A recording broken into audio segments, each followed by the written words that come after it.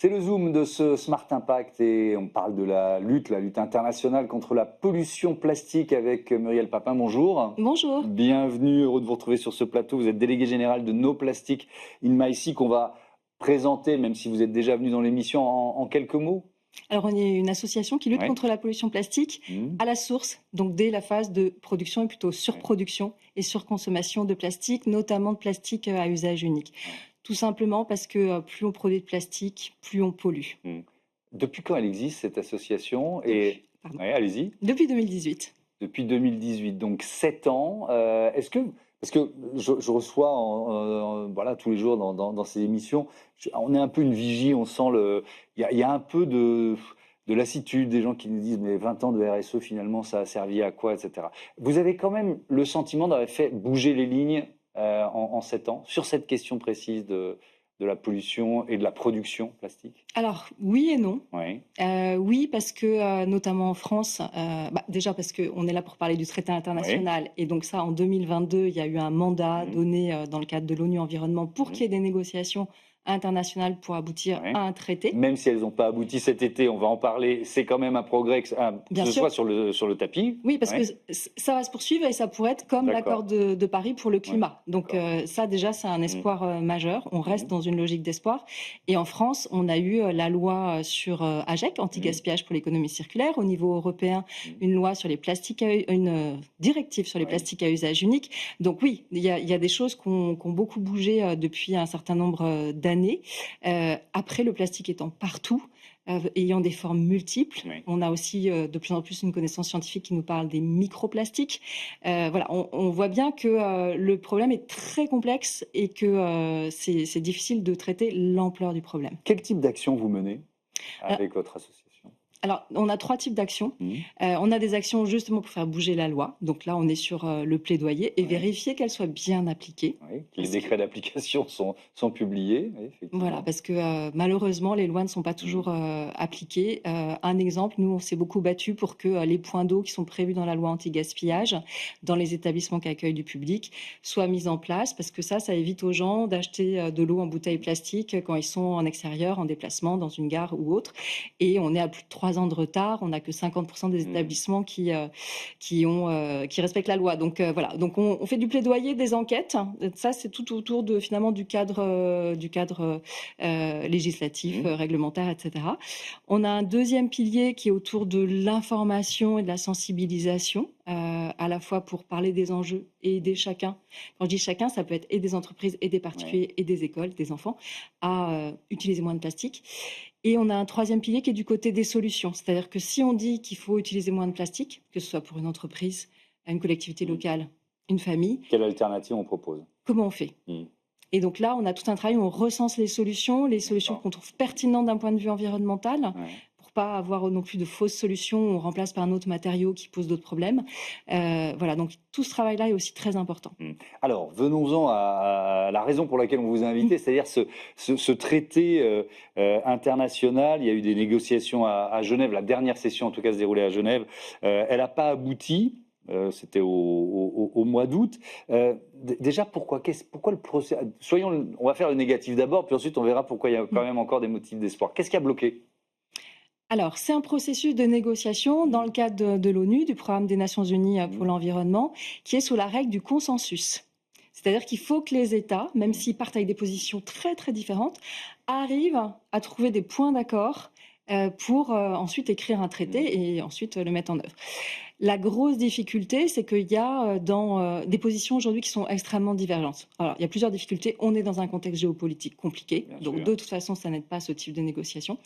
Et par ailleurs, on a des positions très divergentes entre les États avec des blocs qui s'affrontent. Donc c'est un peu comme notre Assemblée nationale, finalement, pardon pour... voilà, mais il faut imaginer ça, finalement, c'est ce qu'on vit, une difficulté à trouver un consensus sur des textes dans les positions qui sont très divergentes. Il y a le fait que aujourd'hui la science nous dit que pour arriver à résoudre cette crise de la pollution plastique et microplastique et ses impacts aussi sanitaires, il faut absolument réduire la production. Ça veut dire ça veut dire que en fait, on met en cause d'une certaine manière l'industrie pétrolière l'industrie pétrochimique, plasturgiste, et les pays qui dépendent beaucoup de ces économies-là, de ces industries-là. Donc notamment les pays du Golfe, les pays pétroliers. Et donc ces pays défendent du coup leur industrie.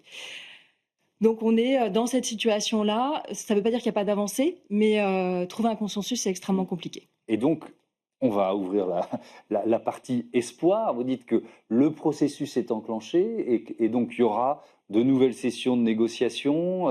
Est-ce que le nombre de pays qui sont prêts à signer augmente à chaque fois? Vous voyez ce que je veux dire?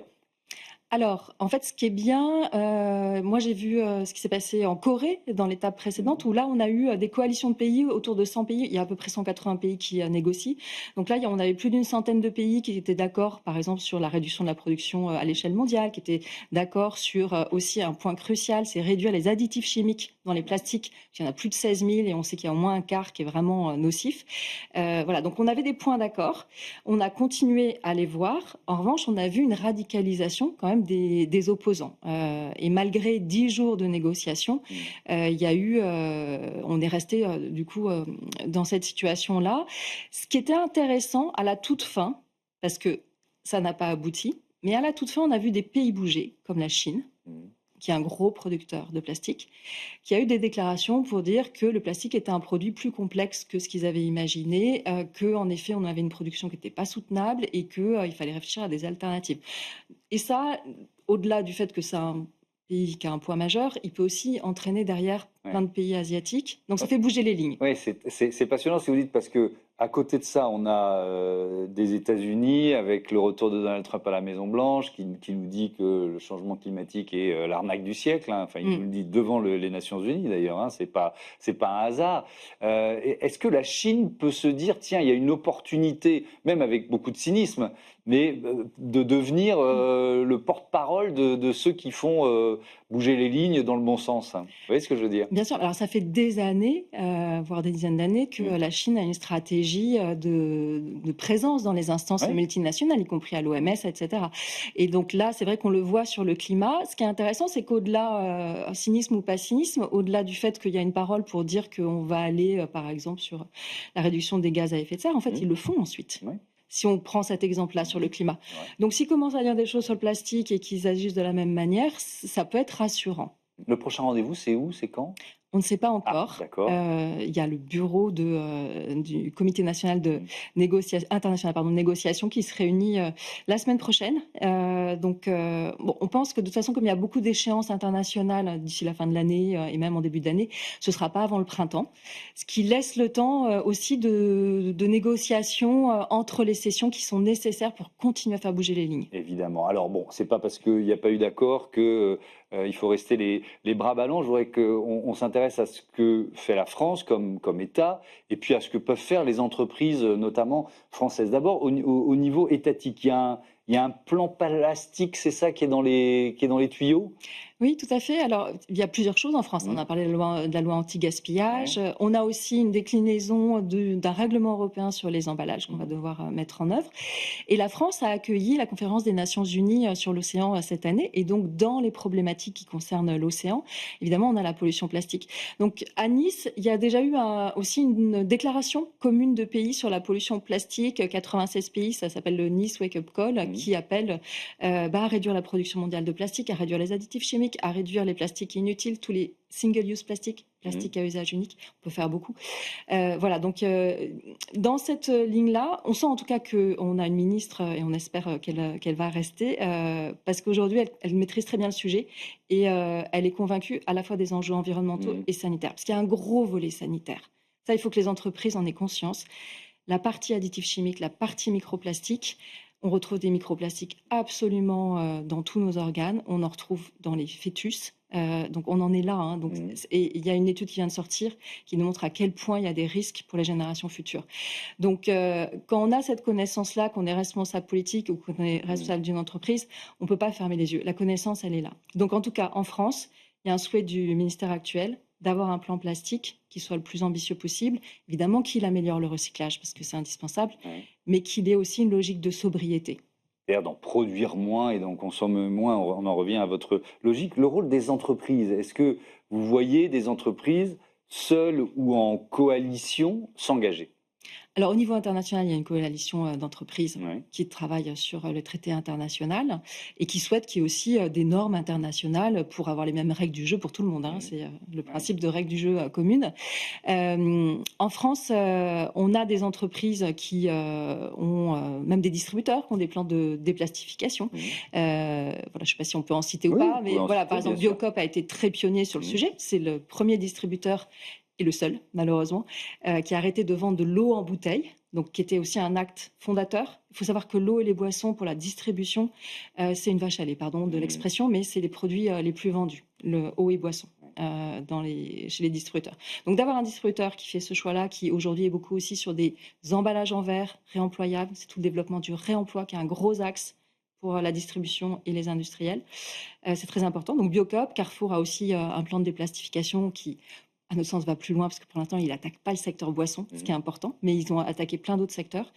Donc il y a des choses au niveau de la distribution. Il y a des entreprises aussi alors, soit des startups qui sont dans des solutions alternatives, des matériaux Mmh. alternatifs. Il y a le réemploi qui se met en place avec le programme Reuse, qui est sous l'égide de Citeo, mais qui est un programme public avec des Mmh. fonds dédiés. Et là, on revient à des bocaux, des bouteilles en verre qu'on va ramener Ouais. et qui vont être lavées, re-remplies, etc. Et il nous reste une minute. Un monde sans plastique, c'est pas possible.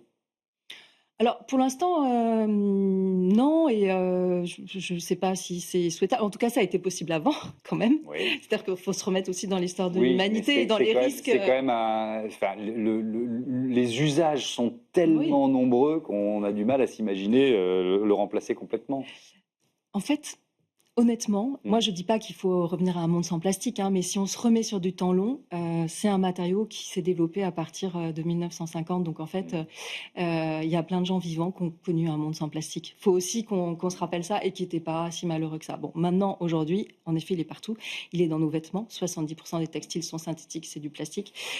Donc en fait, il faut voir là où on peut le réduire. Et c'est notamment les plastiques à usage unique, mais c'est aussi beaucoup les textiles synthétiques qui sont très nocifs. Merci beaucoup, Muriel Papin, et à bientôt Merci. sur Bismart for Change. On passe au grand entretien de ce Smart Impact avec le DG de la Matmut tout de suite.